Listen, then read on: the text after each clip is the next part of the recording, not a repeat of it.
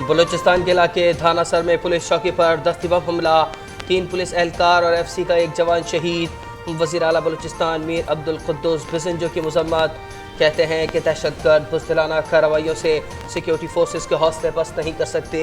Security forces की कुर्बानियाँ कौम के लिए मशाल राह हैं। पिछले जो ईद गुजर गई, शहदाए पाकिस्तान को सलाम। नायब सूबेदार ताजमीर शहीद के लवाहिकीन की सानह नौमई की सख्त मजम्मत। शहदा की यादगारों की बेहुरमती करने वालों को सख्त सजा देने का मुतालबा। नायब सूबेदार ताजमीर शहीद ने 27 अप्रैल को लकी मरवत में खुदकश हमलावर को रोक कर जाम शहादत नोश किया। शहीद का ताल्लुक नौशहरा से था।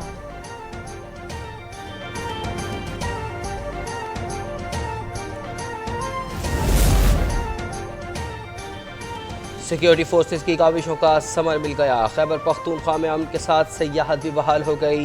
ईद की तातीलात के दौरान मुल्क भर से 2 लाख सयाहों ने खैबर पख्तूनख्वा का रुख किया, सैर सपाटा किया, मेलों में शिरकत की। बेहतरीन इंतजाम पर अवाम सिक्योरिटी फोर्सेस के मशगूल।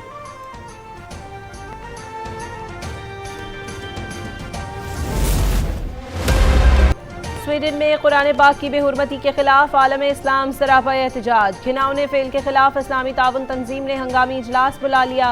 ज़रूरी इक़दामात से मुताल्लिक़ इज्तिमाई मौक़िफ़ अपनाया जाएगा। ईरान और इराक़ में स्वीडिश सफारतखानों के बाहर हज़ारों अफराद का एहतजाज। स्वीडन से सफारती ताल्लुक़ात ख़त्म करने का मुतालबा। तुर्किया, अमारात, उर्दन और मराकश समेत दीगर मुस्लिम ममालिक का भी स्वीडन वाक़े पर एहतजाज।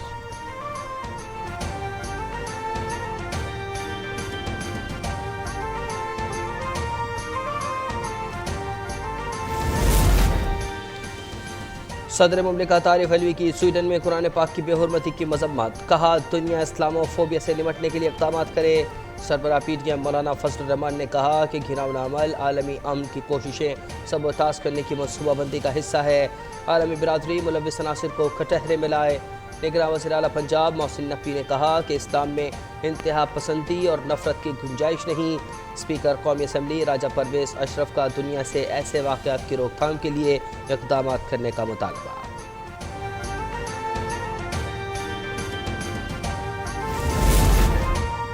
स्वीडिश हुकूमत ने कुरान मजीद की बेहुरमती को इनफरादी फेल करार देकर मुस्तरद कर दिया। स्वीडन वजारत खारजा ने कहा है कि वाक़या स्वीडन की हुकूमत का मौक़िफ़ वाज़ेह नहीं करता। वाक़े पर यूरोपीय यूनियन की भी मजम्मत। कहा यूरोप में नस्ल परस्ती, तासुब और अदम बर्दाश्त की कोई जगह नहीं। मुसलमानों की मुक़द्दस किताब की बेहुरमती जारहाना, तौहीन आमेज़ और इश्तिआल अंगेज़ी पर मबनी इक़दाम है।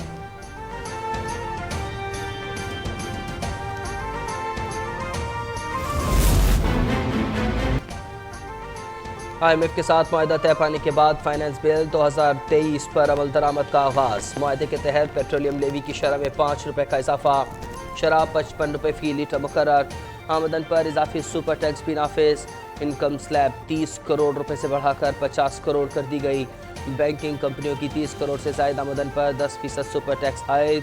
बड़े शोबों में 30 करोड़ से ज़्यादा कमाने पर भी 10% टैक्स देना होगा।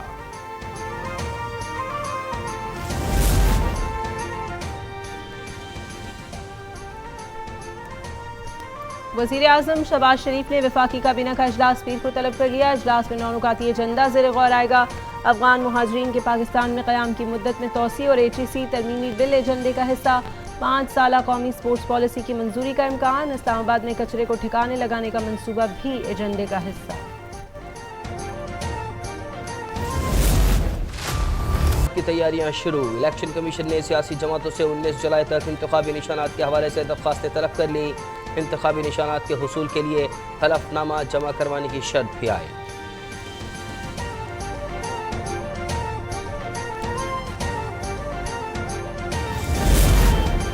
वज़ीर ख़ारजा बिलावल भुट्टो का दौरे जापान। टोक्यो पहुंचने पर पाकिस्तानी सफ़ीर और जापानी वज़ारत ख़ारजा के हुक्काम ने इस्तक़बाल किया। दौरे के दौरान बिलावल भुट्टो जापानी हम मनसब और वज़ीर आज़म से अहम मुलाकात करेंगे। जापान के नेशनल सिक्योरिटी एडवाइज़र से मुलाकात भी शेड्यूल।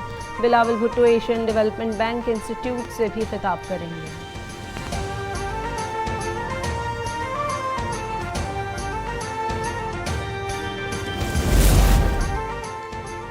पाकिस्तानी हुज्जाज कराम की वतन वापसी आज से शुरू होगी। तर्जुमान मजहबी उमूर के मुताबिक जद्दा एयरपोर्ट से पहली 3 हज परवाज़ों के जरिए 693 हुज्जाज कराम कराची, फैसलाबाद, और इस्लामाबाद पहुंचेंगे। जद्दा से हज फ्लाइट ऑपरेशन 20 जुलाई तक जारी रहेगा। मदीना मुनव्वर से आखिरी हज परवाज 2 अगस्त को वतन वापस पहुंचेगी।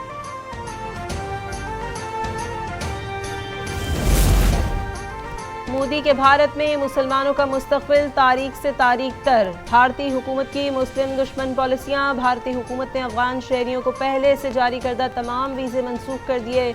भारतीय यूनिवर्सिटियों ने हाजिरी की कमी को बुनियाद बनाकर अफगान तलबा के दाखिले मनसूख करना शुरू कर दिए। अफगान तलबा की मोदी हुकूमत पर तनकीद। पाकिस्तान ने अफगान तलबा को 4500 मुकम्मल फंडेड वज़ाइफ की पेशकश कर दी।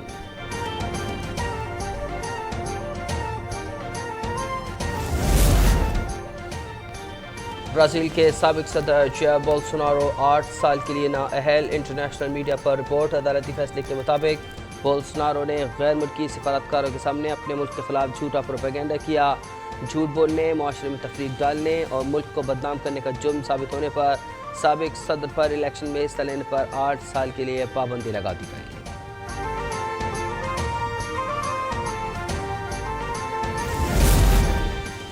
पुलिस अफसर की फायरिंग से शहरी की हलाकत के बाद फ्रांस में मुजाहरे। पुरतशद्दुद वाक़यात बेल्जियम तक पहुँच गए। मुजाहिरीन ने गाड़ियों को आग लगा दी। पुलिस एहलकारों की मुजाहिरीन के साथ शदीद झड़पें।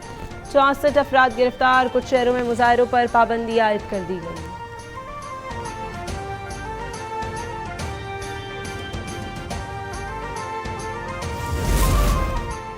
ट्विटर सार्फिन के ट्वीट पढ़ने पर हद मुकर्रर। सार्फिन पर आरजी तौर पर नई हदबंदियाँ मुतारिफ। एलन मस्क ने नई पॉलिसी का ऐलान कर दिया। तस्दीक शुदा अकाउंट्स 10,000 ट्वीट्स रोज़ाना पढ़ सकेंगे। गैर तस्दीक शुदा अकाउंट्स 1,000, जबकि नए अनवेरीफाइड अकाउंट्स के लिए ट्वीट पढ़ने की हद सिर्फ 500 होगी। गुज़िश्ता रोज़ दुनिया भर में सार्फिन को ट्विटर के इस्तेमाल में मुश्किलात का सामना रहा।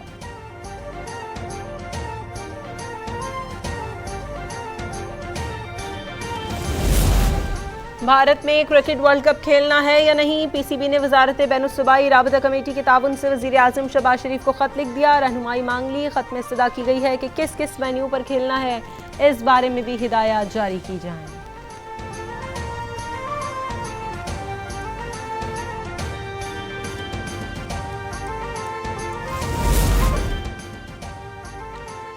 और आईसीसी वर्ल्ड कप शुरू होने से पहले ही बड़ा अपसेट। जिम्बाब्वे, नीदरलैंड्स और स्कॉटलैंड ने 2 बार की आलमी चैंपियन वेस्ट इंडीज़ को मेगा इवेंट से बाहर कर दिया।